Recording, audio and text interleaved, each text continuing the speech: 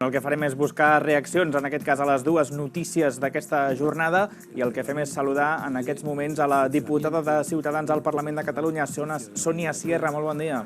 Hola, molt bon dia. Senyora Sierra, comencem per la comissió del 155, que comptarà avui amb els testimonis dels presos, els exconsellers. Li volíem preguntar en aquest cas per què els hi demanaran. Nosaltres, sobretot, els demanarem que demanin perdó per haver donat un cop a la democràcia. Els direm això que Sánchez no els ha dit ni els dirà mai.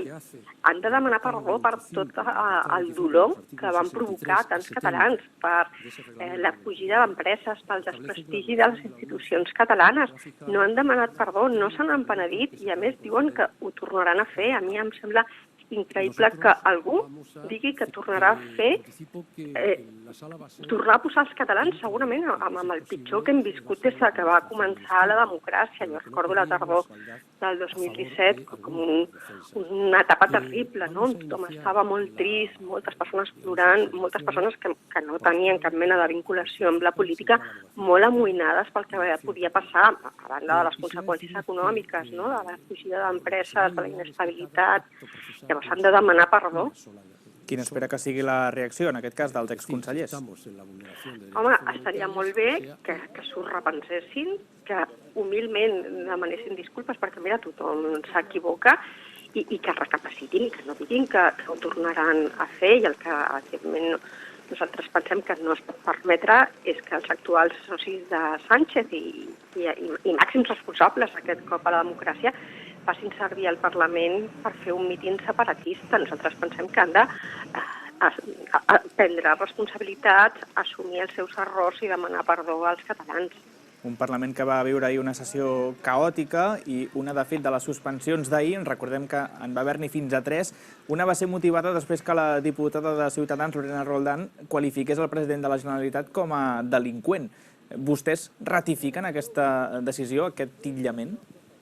Més que nosaltres, el diccionari, no? Una persona que comet un delicte és un delinqüent. Crec que des del punt de vista lingüístic no hi ha cap mena de dubte. Sí, el senyor Torra és un delinqüent i gràcies a la feina de Ciutadans, que van portar els seus delictes primer davant de la justícia, després davant de la Junta Electoral, s'ha comprovat que la democràcia sempre guanya. El senyor Torra ja no és diputat i, per tant, no és president perquè nosaltres, a Catalunya, el nostre Parlament, decideix l'Estatut que és un requisit sine qua non ser diputat per poder ser president de la Generalitat. Senyora Sierra, però no hem d'oblidar que aquesta sentència encara no és ferma. Per tant, això també pot ser intuït o llegit per a molts espectadors, per molts oients, per molts ciutadans, com una manera d'intentar tensionar encara més la situació al Parlament de Catalunya, no?, amb aquestes declaracions. Bé, jo crec que una persona que s'ha declarat culpable al judici té poc marge de que no surti culpable definitivament. Recordem que el senyor Torra va anar al judici a treure pit que, evidentment, ell havia desobeït. Segurament tots els catalans hem vist aquestes declaracions. Diguem-ne que és molt difícil que surti una altra sentència. I després tenim la Loreg, que ens diu que, encara que no sigui en fer, s'ha de treure aquest acte de diputat, i en tant que no és diputat, que no és que ho digui Ciutadans, que no és diputat, ja ho ha dit el Tribunal Superior de Justícia de Catalunya, la Junta Electoral, el Suprem i la Mesa del Parlament, que ahir el senyor Muro, el secretari general, li va treure l'acte de diputat i va decidir que la senyora Maria Senserrich era la diputada que havia d'entrar en el seu lloc.